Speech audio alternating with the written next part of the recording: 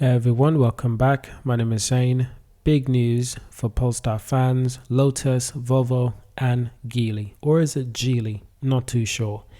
Anyway, Chinese Geely or Chinese Geely, they launch satellites for future Volvo, Lotus, and Polestar autonomous cars. Not content with challenging Elon Musk in the electric sales race, Chinese car giant Geely, which owns Volvo, Lotus, and Polestar, has gone to space too. And this is good, I really like this. Now, Geely launched a batch of satellites designed to connect the next generation of fully autonomous cars. Operated by Geely's aerospace subsidiary, G-Space, the first 9 satellites has come online in low orbit around the Earth as part of a fleet of 72 satellites due by 2025 and a total of 240 in the years to come. Geely says the satellites will provide centimeter accuracy, precise positioning, and connectivity support for autonomous brands in the Geely holding portfolio to connect vehicles with vehicles and infrastructures with vehicles to realize true autonomous driving. Now, while no specific brands have been named, Geely owns Polestar, Lotus, Malaysia Proton, London Electric Taxi Maker, LEVC, Geely's own Geely brand, and Lincoln Co cars, Geometry, and Zerk, and 50% of Smart. That's actually quite impressive. I did not know Geely owned 50% of Smart. I really didn't know. I know that company is owned by Mercedes-Benz, and I actually thought Daimler Mercedes-Benz owned the majority of the smart car brand, but to own the majority of a company, you actually need 51%. But to own 50% would suggest that perhaps Mercedes-Benz owned the other 50%. But it does seem like Mercedes-Benz have a vast more control over the smart car brand. Now, it's quite interesting because these companies, the gigantic companies, are all competing for more car brands to be in their ecosystem and within their portfolio. We could seriously see either Geely or Mercedes starting a fight over this smart brand of cars. Who is going to own this thing in full?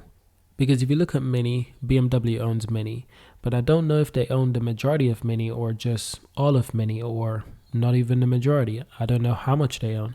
I also know that BMW owns Rolls-Royce, but again, I have no idea how much percentage they own in the company. It would suggest they own possibly the majority percentage, so over 51% of shares. But you do have all of these brands who are fighting over ownership of other companies because electric vehicles are becoming such a big thing. But having an ecosystem of electric vehicles is even more impressive and important for the future.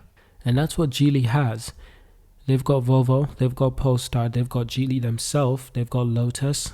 But more importantly, Geely has previously indicated plans to introduce hands-free, eye-off level 4 autonomous driving by 2025. And the Lotus Electra, that's the new Lotus SUV, and the Polestar 3, which is the new Polestar 3 SUV, and other new Geely group models offer LiDAR sensors designed for level 4 autonomy once the software is available. Now, the Chinese giant says that the sustainable developed satellites each have a lifespan of 5 years, after which time the satellites would propel themselves into Earth's atmosphere, where they will disintegrate without leaving any space debris, which is good because less space debris is better for us as human beings. Now, in addition to enabling autonomous driving, Geely satellites will also power a one-stop logistics monitoring services, a new maritime water quality project, and the 2022 Asian Games sporting event, which Australia elected not to participate in. Now, the satellites will be managed by 5 ground stations in China and will initially provide service coverage to the Chinese market and the Asian Pacific market before expanding globally. Geely is also present in Australia, and it consists of the Volvo brand, Polestar, and Lotus brands of vehicles. Though follows subsidiary Lincoln Co, they've announced plan to reach local shores by 2025. Now, this is a truly fantastic thing because of course we know that Geely has a family of EV cars. Now the question is, how do they intend on utilizing this technology, this advancement in the market, this advantage in the market? How do they intend on utilizing it in the best way possible? And it seems like the next step logically for them is to launch satellites into space that can help facilitate how we drive on Earth today.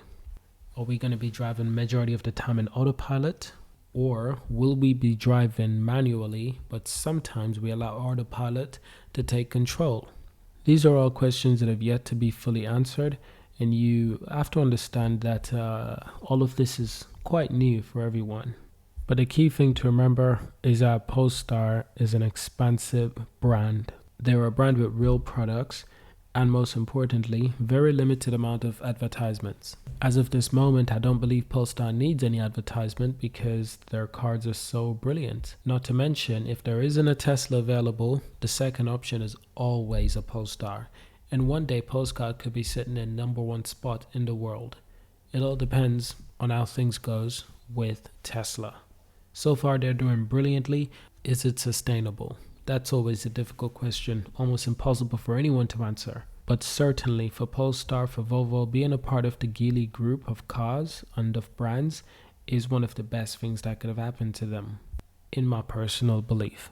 But I hope you enjoyed this video. Thank you for watching. Subscribe to see more. And of course, I will see you in my next video.